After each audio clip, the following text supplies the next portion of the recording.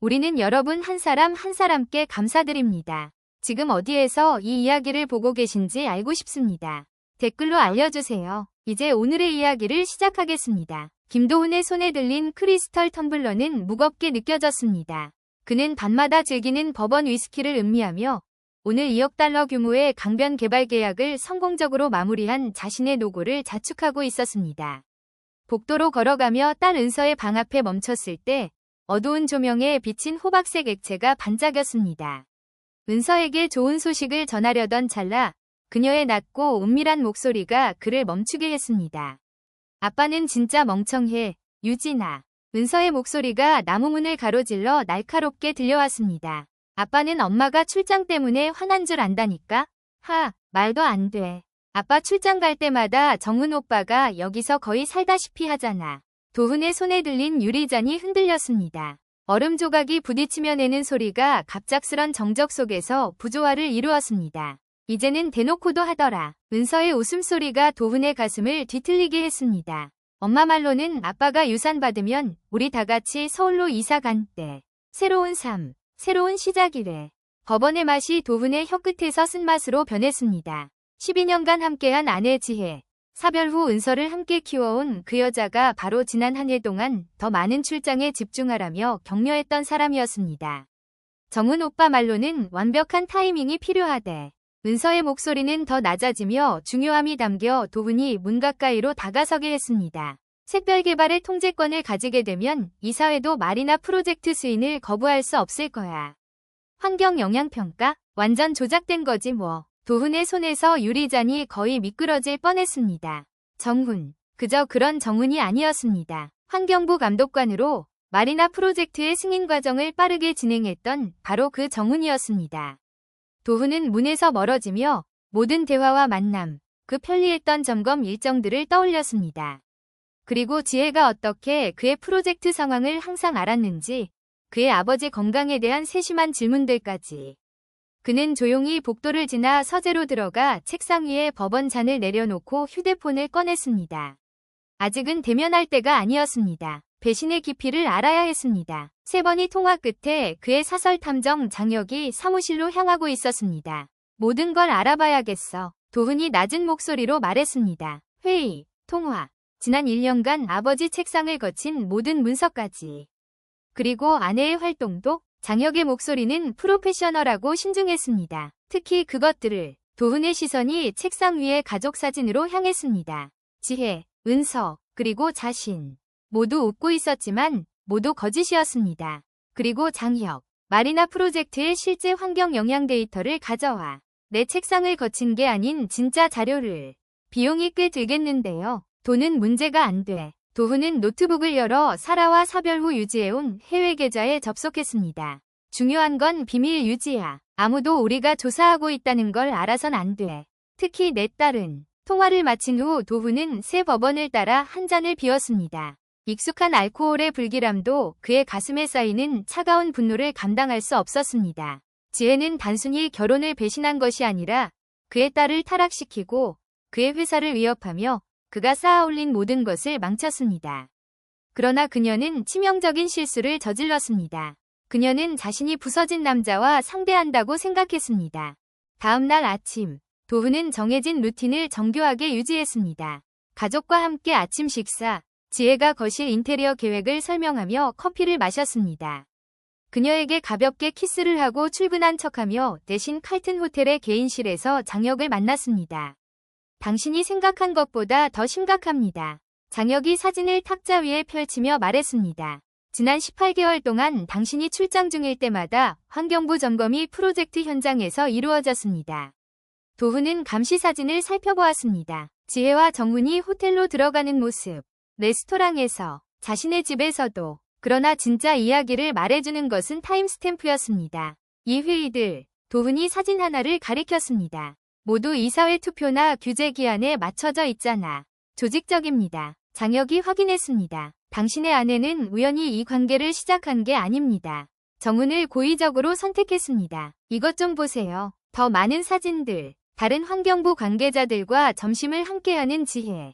경쟁사와 만나는 정훈. 마리나 프로젝트가 이들의 첫 목표가 아니었어요. 장혁이 계속했습니다. 다른 도시들, 다른 회사들. 정우는 들어가서 취약한 경영진을 찾아내고 지혜는 그 취약점을 제공합니다. 결국 지혜가 마무리를 짓는 거군. 도훈이 마무리했습니다. 그의 목소리는 여전히 차분했지만 그의 눈은 강철같이 단단해졌습니다. 우리 아버지는? 장혁이 망설였습니다. 그게 흥미롭습니다. 그의 간호사 마리아 송과 이야기를 나눴습니다. 당신 아내는 매주 화요일 오후마다 방문합니다. 알아요. 잡지 가져다주고 같이 있어 주잖아요. 그녀는 서류를 가져옵니다. 위료 문서로 위장된 법적 문서들입니다.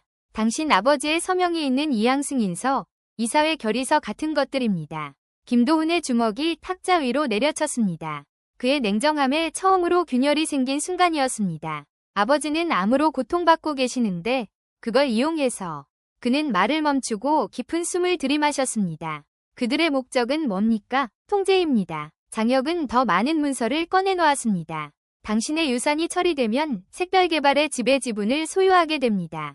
하지만 당신 아버지가 서명하신 이양 문서들, 복잡한 유령회사 네트워크를 구성하고 있습니다. 서류상으로는 당신이 권력을 가지는 것처럼 보이겠지만 실제로는 지혜와 정훈이 모든 것을 통제하게 됩니다. 도훈은 자리에서 일어나 창문으로 다가갔습니다. 아래로는 서울의 비즈니스 지구가 배신의 음모와는 무관한 듯 활기를 띠고 있었습니다. 그리고 내 딸은? 그녀는 그들의 눈과 귀였습니다. 당신이 집에서 일할 때마다 모든 개인적인 통화를 그녀가 보고했습니다. 그녀의 신탁 자산은 단순히 후한 것이 아닙니다. 그 자산은 정훈의 유령 회사 중 하나에서 관리되고 있습니다.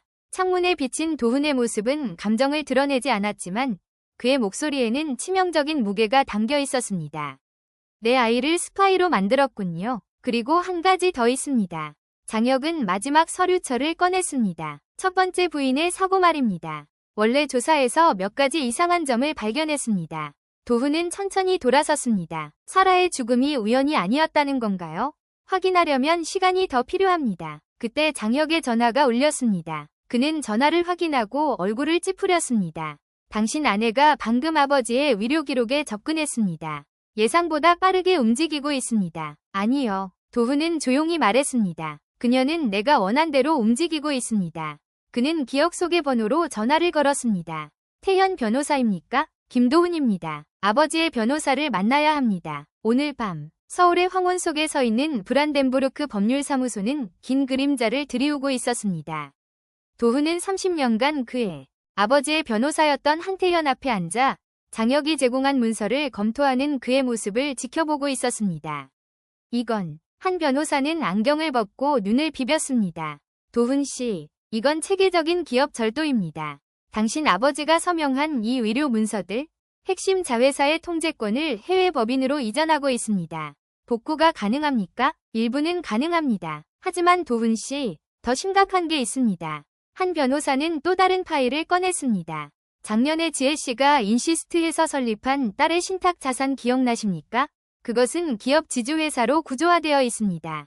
이 이전 작업이 완료되면 은서가 색별개발 의결권의 30%를 공식적으로 통제하게 됩니다.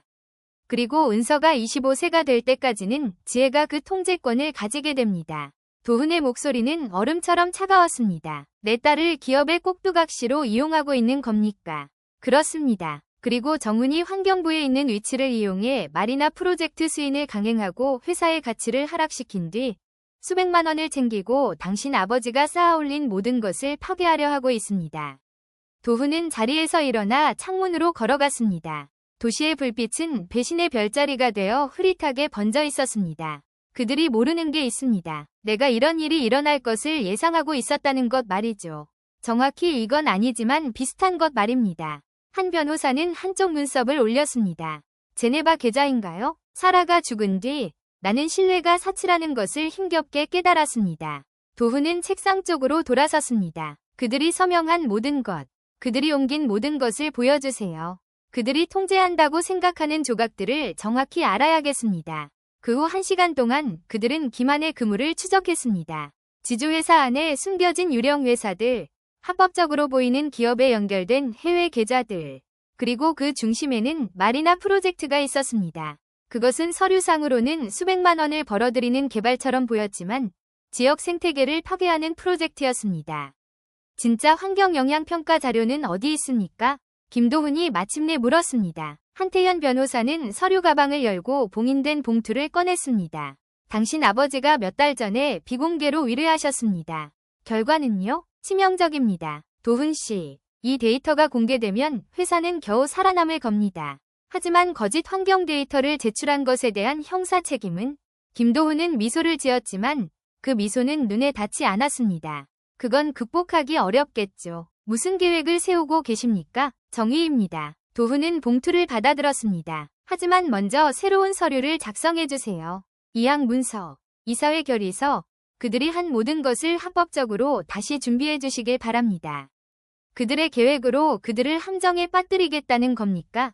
아니요. 도훈의 목소리는 조용했지만 절대적인 확신의 무게를 담고 있었습니다. 그들이 승리했다고 생각하도록 만들 겁니다.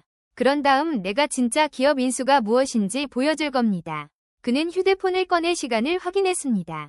지혜가 곧 집에 돌아올 겁니다. 내가 계약 문제로 술에 취해 화가 나 있다고 생각하겠죠.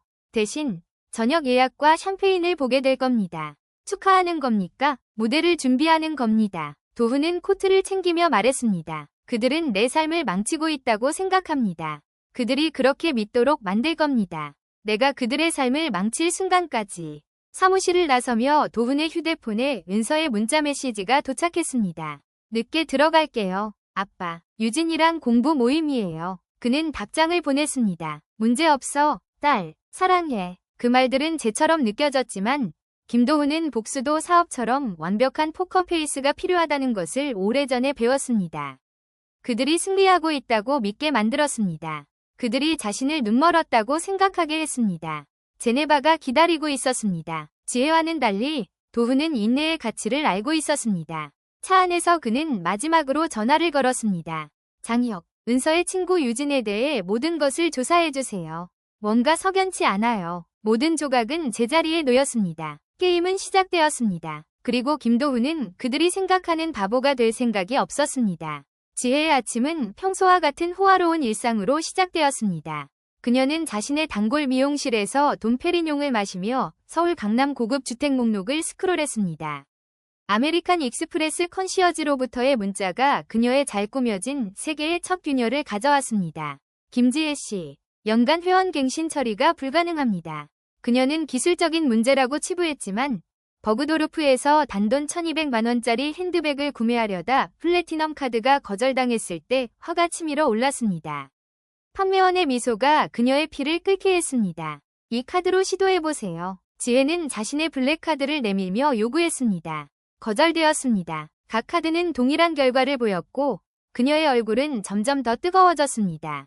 그녀의 휴대폰이 울렸고 화면에는 정훈의 이름이 떴습니다. 긴급 사무실로 와. 그녀는 환경부 사무실에서 그를 만났습니다. 평소의 거만한 태도는 사라지고 대신 거의 억제되지 않는 공황이 자리 잡고 있었습니다. 그의 책상 위에는 절대 빛을 보지 못할 것 같은 문서들이 펼쳐져 있었습니다. 그가 알고 있어. 정훈은 이혼 서류를 들고 손을 떨며 말했습니다. 우리만이 아니야. 모든 걸. 지혜는 그의 손에서 서류를 잡아채며 읽기 시작했고 연습된 태연함이 무너져 내렸습니다. 김도훈은 단순히 이혼 서류를 제출한 것이 아니라 연방 내부 고발자 문서도 제출했습니다. 모든 조작된 환경조사, 모든 조작된 점검, 모든 뇌물수수, 정밀하게 기록된 문서들이 그녀의 속을 뒤집었습니다. 말도 안 돼. 그녀는 낮게 속삭였습니다. 우리가 모든 변수를 통제했는데 진짜 조사 자료는 파기되지 않았던 모양이군. 정훈은 은행 앱을 열며 말했습니다. 내 모든 해외 계좌가 동결됐어. 연방 조사 중이야. K맨으로 보낸 이체도 막혔어. 지혜의 휴대폰에는 알림이 쏟아졌습니다. 그들의 공동 계좌는 모두 비워졌고 그녀의 개인 계좌는 동결되었습니다. 그러나 딸의 신탁 자산에서 온 알림은 그녀의 손톱이 손바닥을 파고들게 만들었습니다. 모든 자산이 색별개발 주식으로 전환되었습니다. 그 차식, 그녀는 이를 악물며 말했습니다. 모든 걸 쓸모없는 종이 조각으로 만들었어. 이 환경 데이터가 공개되면 우리는 파산할 거야. 정훈이 마무리했습니다. 감옥에 가지 않는다고 해도. 그녀의 변호사가 다음으로 전화를 걸었습니다. 지혜는 항상 변호사 앤드류 포터가 그녀의 질책에 움츠러드는 것을 즐겼습니다. 오늘은 아니었습니다. 김지혜 씨, FBI가 그녀는 전화를 끊고 손을 떨며 말했습니다. 그가 어디로 갔을까요? 도훈은 그냥 사라지지 않아요. 그는 너무 오만하고 너무 통제적이에요. 정우는 크림색 문구 용지 한 장을 그녀에게 건넸습니다. 도훈의 정확한 필체로 쓰인 메시지가 비어있는 계좌보다 그녀를 더 오싹하게 만들었습니다. 진짜 환경 영향 데이터를 확인해보세요. 그가 무슨 게임을 하고 있는 거지? 지혜의 목소리는 평소였다면 그녀를 부끄럽게 했을 높이까지 올라갔습니다. 게임이 아니야. 정훈의 얼굴은 창백해졌습니다. 오늘 아침 도착한 우편물에 지난 5년간 내가 감독한 모든 프로젝트에 대한 소환장이 들어있었어. 도훈은 도망친 게 아니라 파괴의 교향곡을 연출한 거야. 둘 다 정훈의 사무실 전화기에 깜빡이고 있는 작은 빨간 불빛을 알아채지 못했습니다. FBI 감시팀을 위한 모든 패닉적인 자백이 녹음되고 있었습니다. 아래 주차장에서는 월터 김의 간호사로 알려진 마리아 송이 비표시 차량 안에서 FBI 무전기를 들고 있었습니다. 대상들이 자리에 있습니다. 그녀는 속삭였습니다. 모든 것을 녹음 중입니다. 이후 72시간은 체계적인 파괴의 교과서가 되었습니다. 자금에 접근하려는 모든 시도가 더 깊은 감사를 촉발했습니다. 모든 기업 접촉 시도는 차단된 접근을 보여주었습니다. 지혜가 신중히 구축해온 영향력의 네트워크는 원래부터 그렇던 것처럼 부서져 내렸습니다. 당신들은 이해를 못하고 있어요. 그녀는 사흘 동안 네 번째 변호사에게 소리쳤습니다. 계좌를 지금 당장 해동해야 합니다. 내가 누군지 알아요? 곧 연방 사기 사건의 피고가 될 겁니다. 앤드류 포터가 새로운 강단 있는 태도로 대답했습니다. 모든 거래 시도가 새로운 증거를 만들어냅니다. 당신은 그들의 일을 대신 해주고 있는 겁니다. 그럼 그를 실추시키세요. 정신적 붕괴든 창의적인 회개든 필요한 모든 것을 해요. 그게 내가 당신에게 돈을 지불하는 이유예요. 이제 더 이상 아닙니다. 저는 변호를 철회하겠습니다. 포터의 톤은 그녀가 들어본 적 없는 정직한 어조로 바뀌었습니다. 이것은 단순한 환경 사기가 아닙니다. 자금 세탁, 음모, 기업 스파이 행위입니다. 형사 변호사를 찾으세요. 김지혜 씨, 필요하실 겁니다. 통화가 끊겼습니다. 지혜는 자신의 휴대폰을 대리석 거실 바닥에 내던져 결혼식 때 받은 크리스탈 꽃병을 산산조각 냈습니다. 그녀는 파편을 바라보며 그 선물을 열었을 때 도훈의 얼굴을 떠올렸습니다. 그는 그때 이미 알고 있었던 걸까요? 그녀를 꿰뚫어 본 걸까요? 그녀의 휴대폰이 크리스탈 조각 사이에서 진동했습니다. 은서였습니다. 엄마? 그녀의 목소리에는 낯선 긴장이 실려 있었습니다. 뭔가 잘못됐어요. FBI에 대해 정훈 오빠에게 경고하려 했는데 제 전화가 뭐라고 했다고? 지혜의 피가 얼어붙었습니다. 내 전화로? 그 전화가 내 아빠가. 그녀는 이미 늦은 순간에 말을 멈췄습니다. 아빠가 뭐요? 은서의 목소리에 단호함이 담겼습니다. 엄마, 내 전화가 도청되고 있다는 걸 알고 있었어요? 내가 정훈 오빠에게 경고하려고 한 모든 통화가 증거가 됐다는 거요? 은서야, 잘 들어봐. 아니, 엄마가 들어요. 은서의 목소리가 분노로 갈라졌습니다. FBI가 방금 저에게 녹취록을 보여줬어요. 모든 대화, 엄마와 정훈 오빠가 아빠를 감시하기 위해 저를 어떻게 이용했는지요. 제 신탁 자산, 그건 대학 등록금이 아니라 정보를 제공한 대가였어요. 우리는 널 보호하려고 했어. 지혜는 변명했습니다. 내 아빠의 프로젝트들이. 그만해요. 그들은 사라에 대해서도 물어보고 있어요. 아빠의 첫 번째 부인이요? 사고가 아니었던 그 일. 통화가 끊기고 지혜는 그녀가 묻어두려 했던 기억들과 단둘이 남겨졌습니다. 사라의 죽음은 그녀가 관련되기 전 일이었지만 그녀는 조직이 그것을 계획했다는 것을 알고 있었습니다. 마치 그들이 그녀와 도훈의 만남을 계획한 것처럼요. 슬픔에 빠진 남자, 동정적인 어깨. 그녀의 전화가 다시 울렸습니다. 발신자 불명, 김지혜 씨. 한 여성의 목소리가 임상적 전문성을 띠며 들렸습니다. FBI 요원 카트린 마르티네즈입니다. 월터 김요양원에 대한 화요일 방문에 대해 이야기해봅시다. 지혜는 수입 실크 소파에 주저앉았습니다. 간호사, 매주 방문, 서류들, 숨겨진 카메라 영상은 특히 흥미롭습니다. 마르티네즈는 계속 말했습니다. 자발적으로 오시겠습니까? 아니면 차를 보내드릴까요? 특별요원 카트린 마르티네즈는 한쪽 유리로 지혜가 조심스럽게 구축한 세 개가 오렌지 폴리에스터와 지문 잉크로 변하는 것을 지켜보았습니다. 그녀 옆에는 에마, 그녀의 딸이 있었습니다. 그녀의 비장의 카드였던 에마는 성장한 모습을 보이며 10대의 페르소나를 벗어던졌습니다. 은서가 질문을 하고 있어요. 에마가 보고했습니다. 저에 대해, 모든 것에 대해요. 그녀는 전부를 파악하기 시작했어요. 카트린은 유리창에 비친 딸의 모습을 관찰했습니다. 17살의 에마는 카트린이 수년간 익힌 기술을 이미 숙달했습니다. 당신은 다른 요원이 할 수 없었던 만큼 가까워졌습니다. 도훈의 증거와 당신의 녹취록이 합쳐져 탄탄합니다. 이제는 지혜와 정훈의 문제를 넘어서고 있어요. 은서가 말하고 있습니다. 이름들, 날짜들, 다른 프로젝트들. 그녀는 자신이 일부였던 것을 이해하지 못했지만 모든 것을 기억하고 있어요. 아버지와 딸은 닮았다니까요. 카트린의 목소리가 부드러워졌습니다. 이번 사건은 그녀의 딸에게 소중한 것을 빼앗았습니다. 어쩌면 평범한 10대의 우정을 나눌 마지막 기회였을지도요. 도훈의 관리요원이 다음 주에 그를 보호구금에서 데리고 옵니다. 2단계가 시작됩니다. 다른 조사실에서는 은서 김이 자신이 배신당한 녹취록에 둘러싸여 앉아 있었습니다. 몰랐어요. 그녀는 반복했습니다. 사라에 대해서도 그 모든 것에 대해서도요. 정말로 생각했어요. 엄마가 그를 사랑한다고요. FBI 요원 토마스 진은 수십 년간의 음모를 무심코 드러낸 소녀를 관찰했습니다. 엄마가 처음으로 정훈 오빠를 소개했을 때 얘기해보세요. 진짜 이야기를요. 은서의 손이 떨리며 그녀는 눈물을 닦았습니다. 아빠가 시애틀 출장을 떠나기 전이었어요. 엄마는 정훈 오빠가 옛 친구라고 했고 환경 문제를 해결하는 데 도움이 필요하다고 했어요. 아빠는 이익에만 신경 쓴다고, 때로는 착한 사람들이 규칙을 어겨야 한다고 했어요. 그녀는 멈추고 새로운 눈물이 흘렀습니다. 엄마는 이걸 고귀하게 들리게 만들었어요. 뭔가를 파괴하는 대신 구하는 것처럼요. 그리고 에마는, 진은 부드러운 목소리로 물었습니다. 그녀는 언제 등장했나요? 작년에요. 학교에서 새로운 친구였어요. 연결되었어요. 은서의 목소리가 갈라졌습니다. 그 모든 게 진짜였을까요? 그녀도 또 다른 거짓말이었을까요? 진은 거울을 쳐다보며 카트린이 듣고 있음을 알고 있었습니다.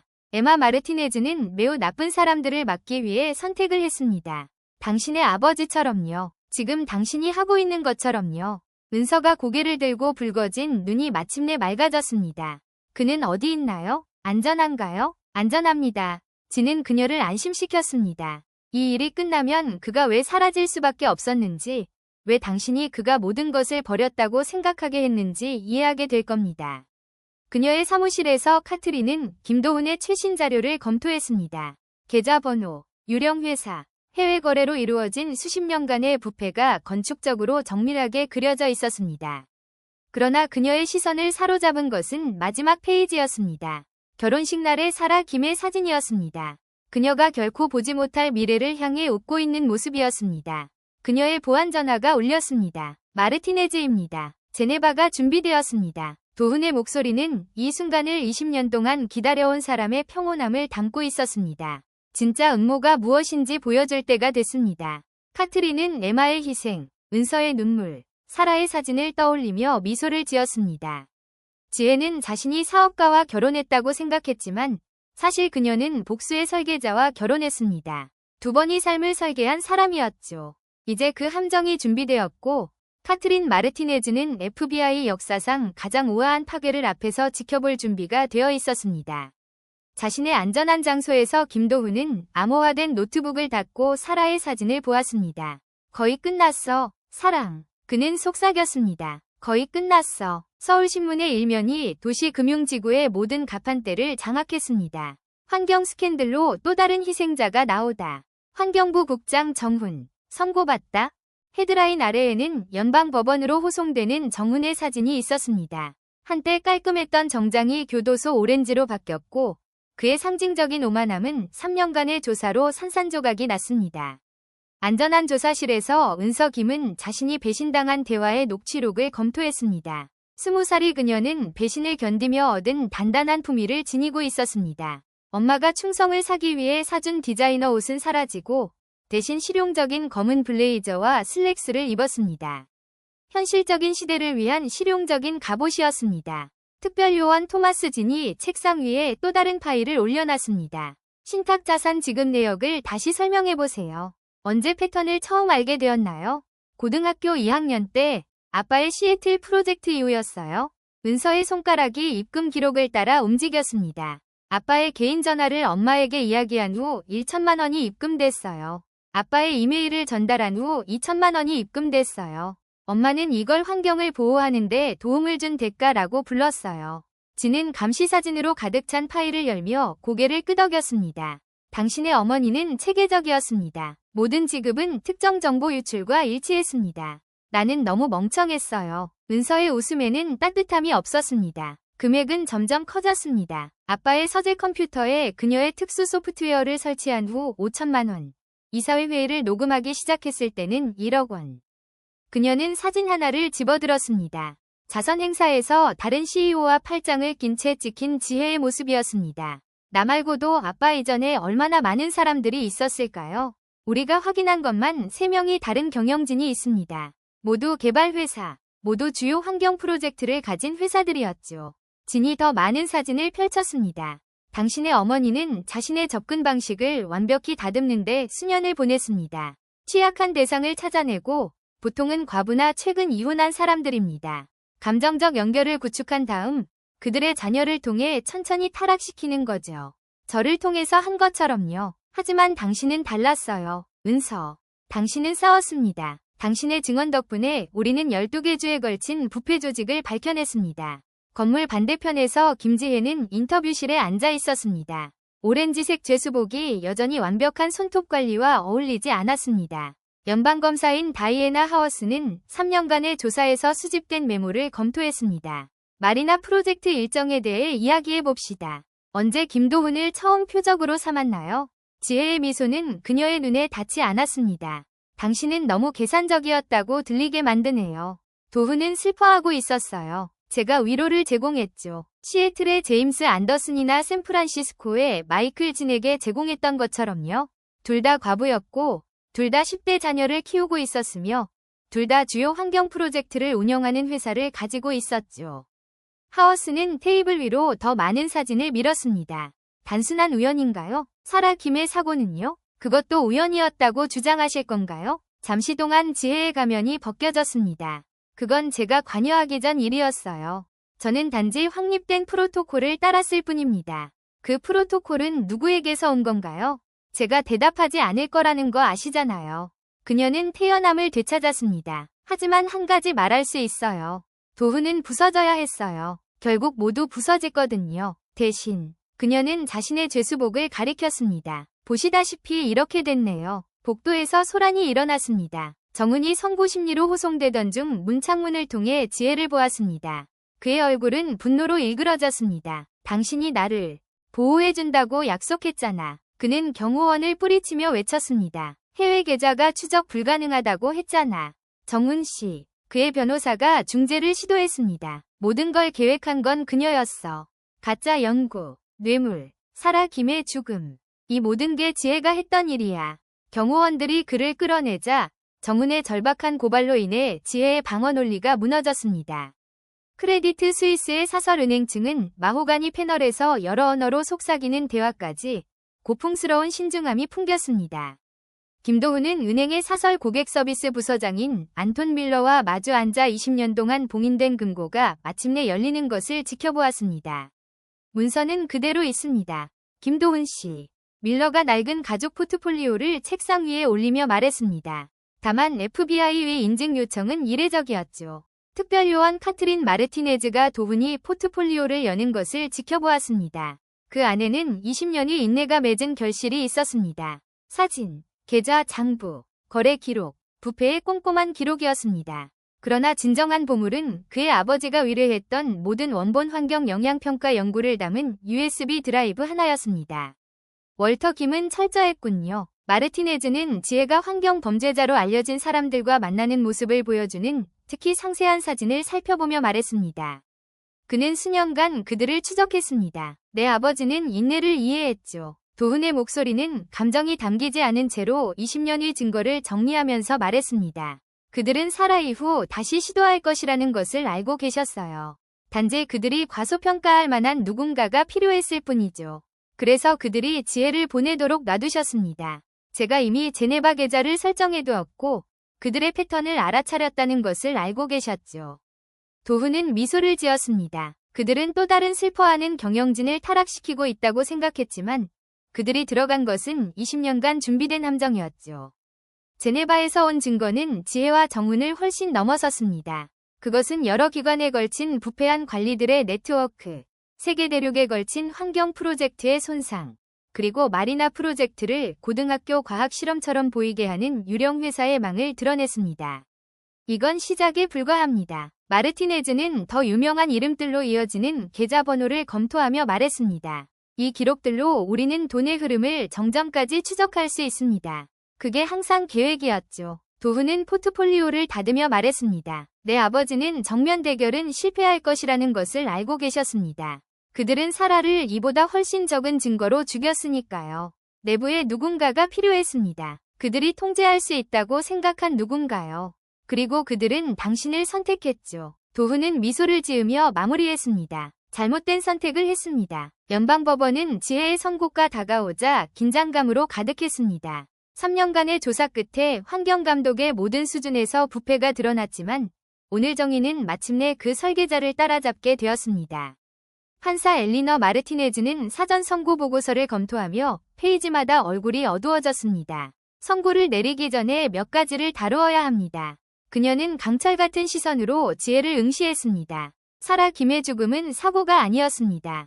월터 김이 수집한 증거와 나중에 김도훈이 편집한 증거는 그것이 피고의 조직에 의해 계획되었음을 명확히 증명합니다. 지혜 씨는 사라 김의 죽음 이후 거짓 환경 연구를 발견하고 타겟이 되었습니다. 이 법정이 3년 동안 풀어내려 했던 부패 패턴과 동일합니다. 지혜의 얼굴은 무표정했지만 그녀의 손가락 관절은 방어 테이블을 움켜쥐며 하얗게 변했습니다. 더 나아가 판사는 계속했습니다. 피고의 김도훈과의 결혼은 우연이 아니라 계산이었습니다. 법원은 슬픔에 빠진 경영진을 그들의 자녀를 통해 타겟으로 삼고 가족관계를 이용해 환경범죄를 용이하게 하는 체계적인 패턴을 보여주는 증거를 검토했습니다. 방청석에서 은서는 그녀의 어머니의 가면이 마침내 깨지는 것을 지켜보았습니다. 모든 자장가, 모든 쇼핑 여행, 모든 엄마로서의 사랑이라고 생각했던 순간들이 수십 년간의 사기에서 나온 전술적 움직임으로 드러났습니다. 에마 마르티네즈의 협조는 피고의 방법을 기록한 중요한 문서를 제공했습니다. 판사 마르티네즈는 언급했습니다. 지혜 씨와 에마 씨 간의 녹음된 대화는 단순한 개인 범죄를 넘어 부패의 전체적인 방법론을 드러냈습니다. 은서는 법정 맞은편에 앉아있는 에마를 힐끗 보았습니다. 카트린과 함께 앉아있는 그녀는 진실에도 불구하고 그들의 우정이 살아남았다는 것을 보여주었습니다. 어쩌면 에마의 초기 속임수가 진정한 무언가로 이어졌기 때문일지도 모릅니다. 이 법정은 피고의 행동을 환경범죄의 최악의 형태로 간주합니다. 판사는 선언했습니다. 가족관계를 이용해 기업 사기를 저지르고 어린 자녀를 조작해 그녀의 아버지를 배신하게 만들며 사라 김의 죽음으로 이어진 음모에 참여했습니다. 환경과 인간 삶에 미친 피해는 계산할 수 없습니다. 선고는 망치처럼 떨어졌습니다. 30년간 가석방 없이 수감, 전 자산 몰수, 그리고 500억 원 이상의 배상금.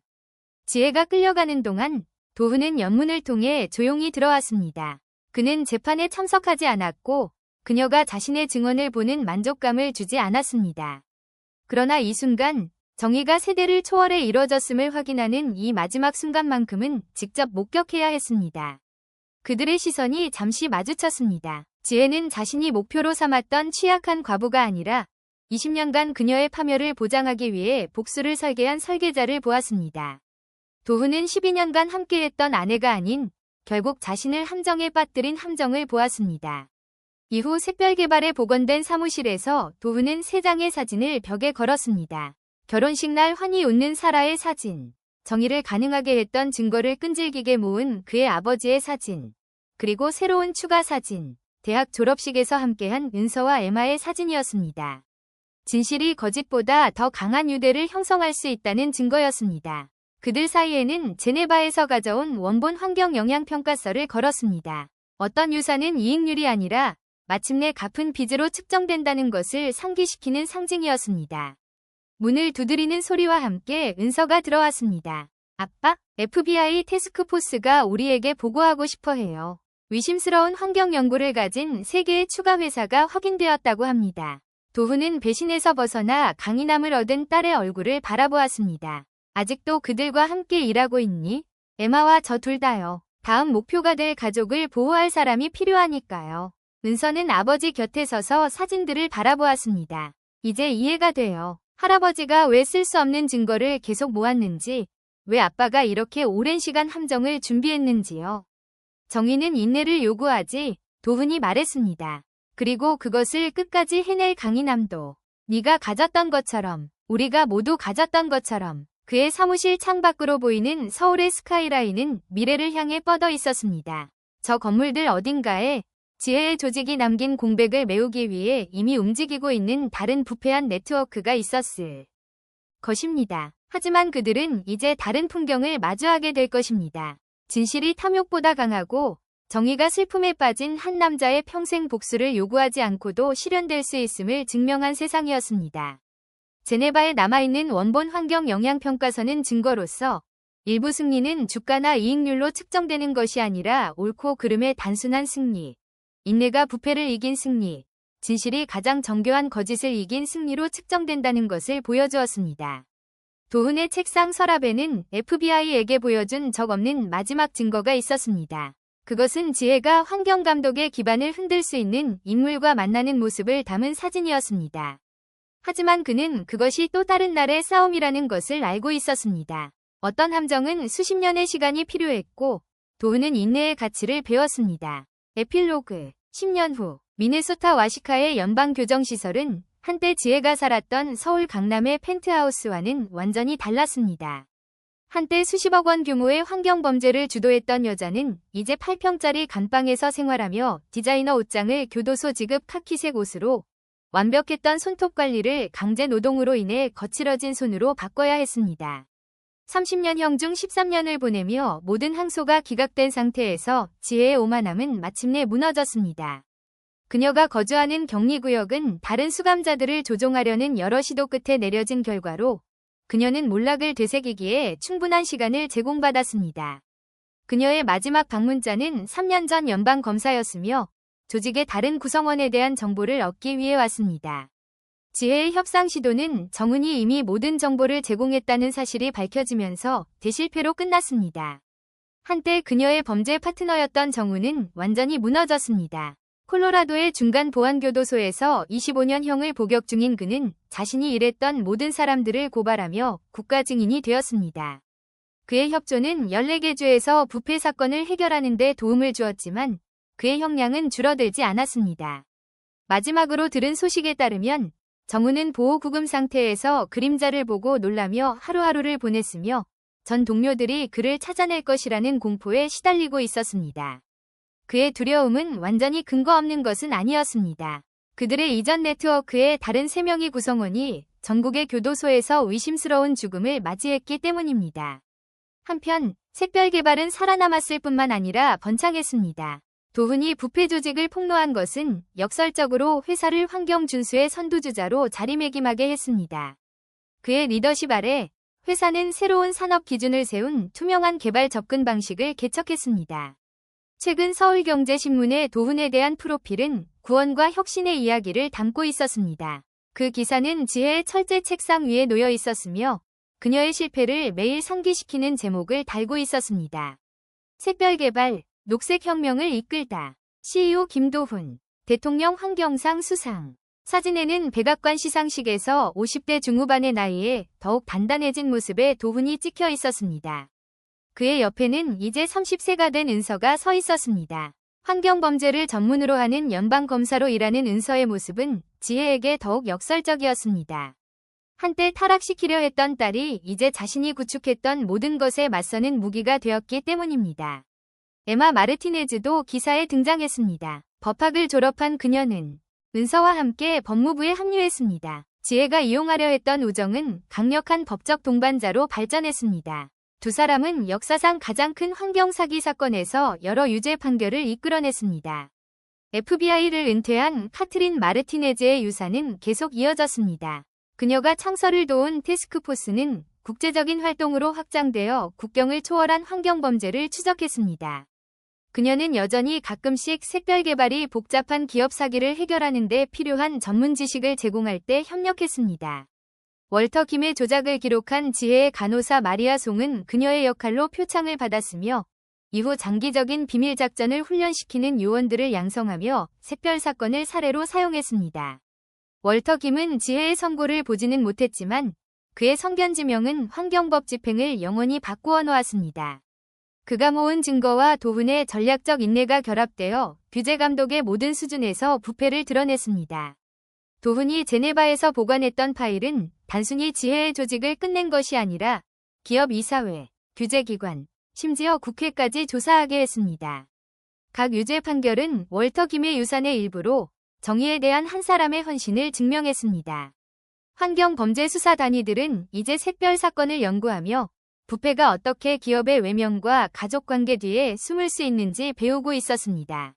지혜의 방법론은 기업 범죄에서 실패하는 교과서적인 사례로 자리 잡았습니다. 월터 김이 처음으로 움직이기 시작한 정의위 저울은 마침내 균형을 맞췄습니다. 그의 아들은 개인적인 복수를 체계적인 변화로 바꿔놓았습니다. 그의 손녀는 그가 처음 기록한 범죄를 기소했습니다. 그리고 어딘가 제네바의 조용한 은행 금고 안에는 다른 증거가 남아 정의위 일부 유산이 세대를 초월한다는 것을 입증하고 있었습니다.